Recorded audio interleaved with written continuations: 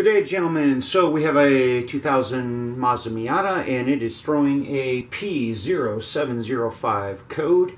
I suspect that on other vehicles the code is going to be almost exactly the same, if not the same.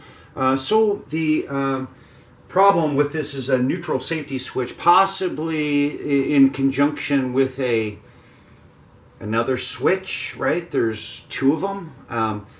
I never really worked that out, and frankly I don't care. We've got two plungers, right, that surround the clutch pedal, one in the back and one in the front.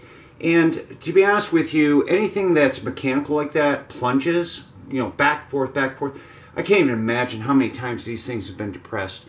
And if it's throwing a code and creating an engine light and we can't get this vehicle with its state inspection done, we have a problem. And I'm just going to replace both of them. It's just that simple. You can run through this gigantic diagnostic procedure in order to understand which is doing what.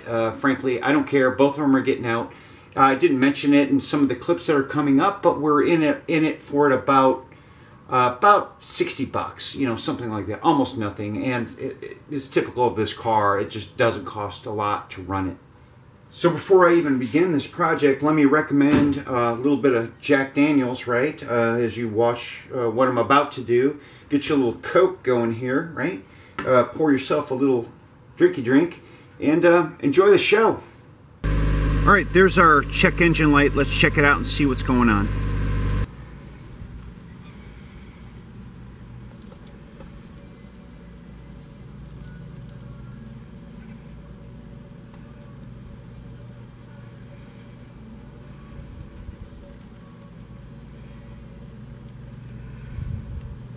P0705. All right, got it.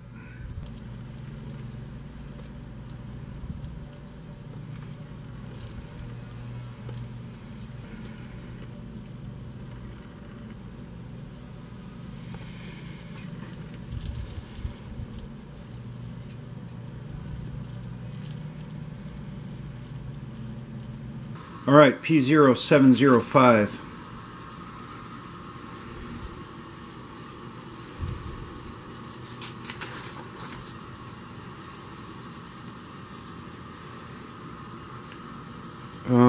Right. Let's not do that instead.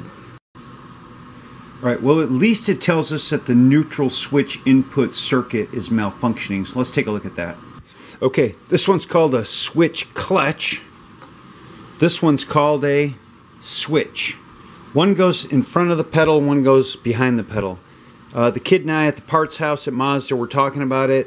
We figure one is a neutral safety switch. The other one, he was guessing, turns off the cruise control should you choose to press the clutch.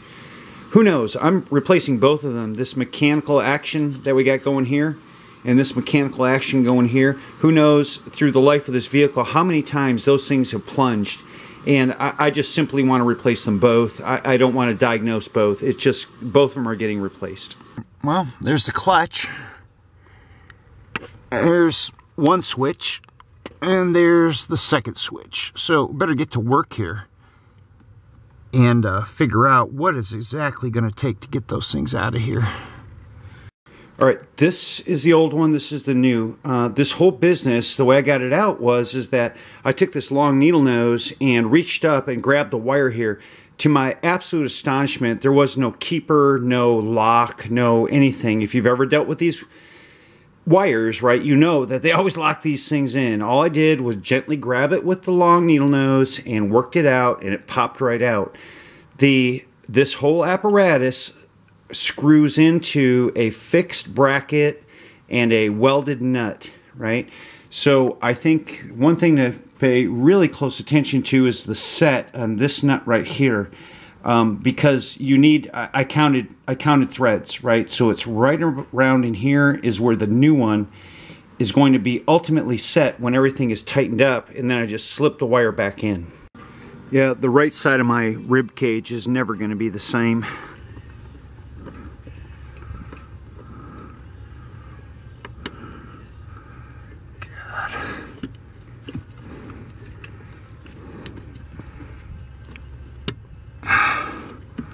Done. Oh. shit, man. What am I going to do about that other one? So there's two posts holding the second switch in. I've forgotten which it is. Clutch switch, safe, neutral safety. I don't really know. See the yellow factory paint on there? There are two posts that are both threaded, but only one has a nut on it. So that yellow nut is the target to get this second switch out of position. And my God, I hope it's easier than the last.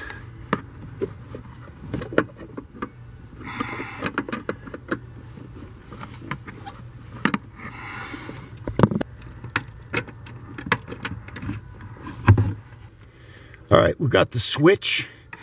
We've got two studs. They're permanently installed. I cannot remove them. There's a spacer here. The nut I've already removed. And then there's the wiring harness that comes out of the switches right here. What is absolutely in the way is this main harness that services the vehicle in multiple ways. I need about 1/4 of an inch to clear this stud, right, to get this thing to slide off. Luckily, I don't have any like adjustments. It's only going to go in one way. Then the wire that services this switch goes up, and it's captured by a clip of some description. I haven't even seen it like totally yet. The wire comes back down, and then it plugs into this receptacle right here, right? So that's my challenge, is how do I move this wiring harness, which is super stiff, 1/4 of an inch to the left to get the switch off the studs and the new one back on. Gentlemen, this is just a straight up pretty car. Those are aftermarket rims that my wife Michelle picked out for it. I think they just make this thing look exceptional. I took off all of the extra body work that was on this vehicle. If you go back to 2000, you'll find that. It's just unnecessary and makes it look kind of clunky. Our problem here too is that this is up for state inspection this month. It's what, the 20th or 23rd or something like that of October. So I have to get this problem taken care of in order to get this vehicle inspected.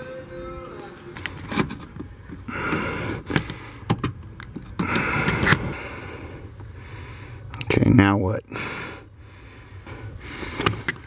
Forward. Got one off.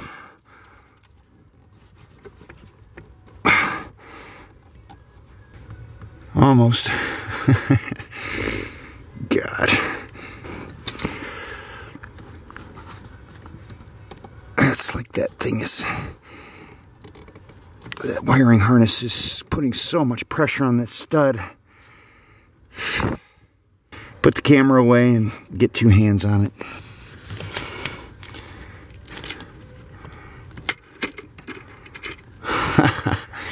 Okay, now I get whatever hole that wiring harness way up inside that dark hole, right, and then unplug it. Jesus, what a pain in the neck, my goodness.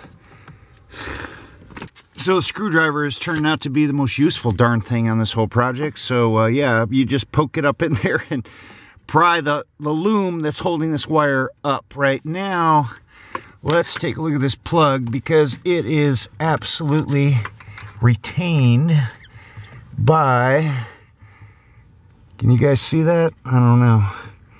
All right, there it is, right? That little dude in there has got to be pushed in order for that plug to release from the receptacle, and then we are rocking and rolling with the new one, right? Or, or so I think. All right, there's the old one. What's it going to take to get the new one in?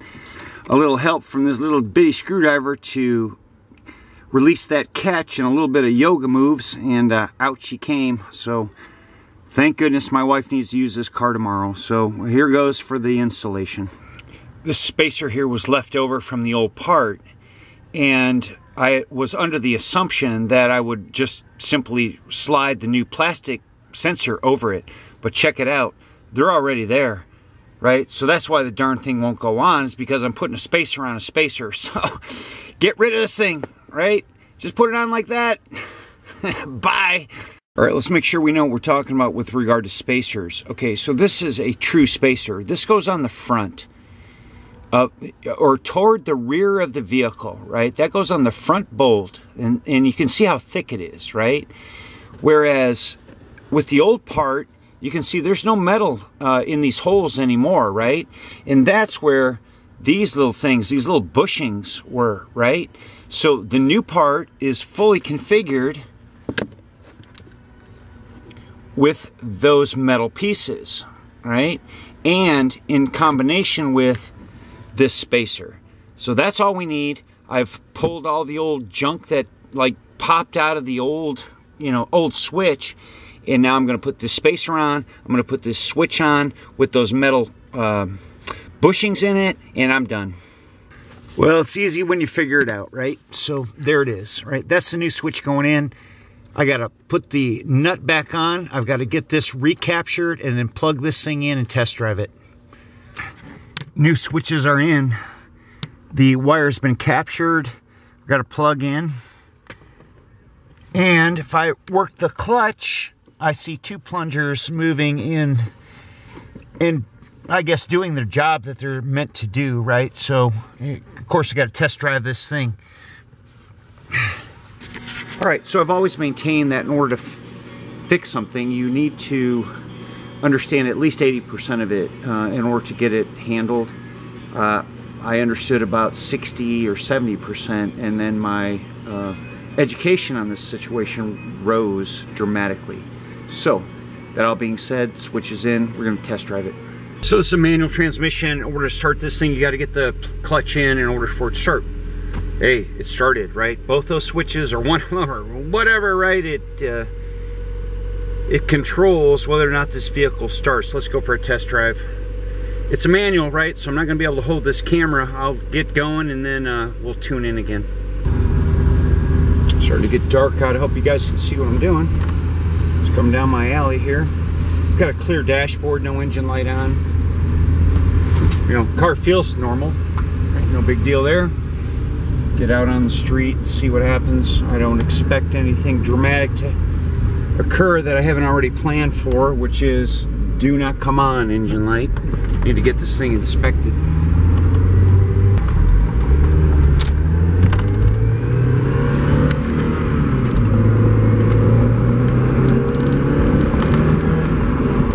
Yeah, I like to wind her up every now and again. Make sure she's still capable, right? In all honesty, when you wind this thing up, that's when this thing comes alive. It's the beauty of a manual transmission, right? It's absolute control over RPM. Hit 60, 5,000 RPM, she goes. That's when this thing goes. Downshift to third, right? Really wind it up. 4,000 RPM. Got a nice little curve coming up here. That's where she goes, right? Dashboard is still clear. Bounce the pedal a little bit. 6,000 RPM, fourth gear. Yellow light, red light, downshift, second.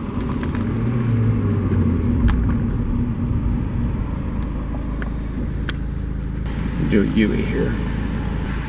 Wind her up again. Red line on this car is 7,000 to 8,000 RPM. Never actually hit that. Got an older vehicle here. I'm not sure I want to really wind this thing up that high. All right, we've got just a basic green light, so I can't U-turn yet. Second gear.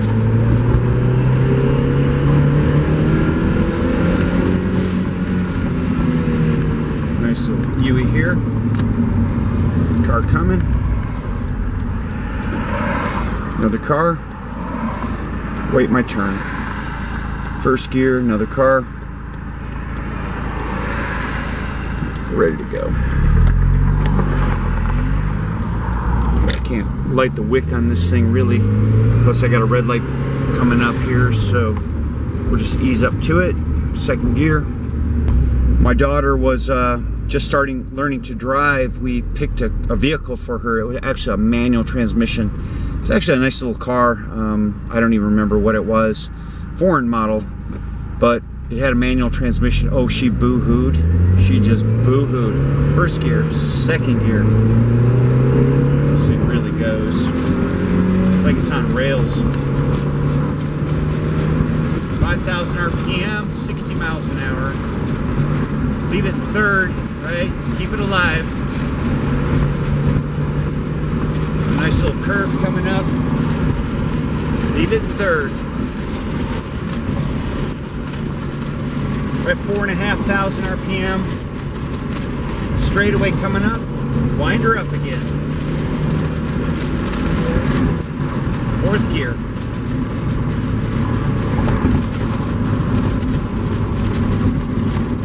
My wife got some stuff over here to the side. That's what's making all the noise. I hope you guys can hear. Alright, we got a yellow light coming up. Go to third.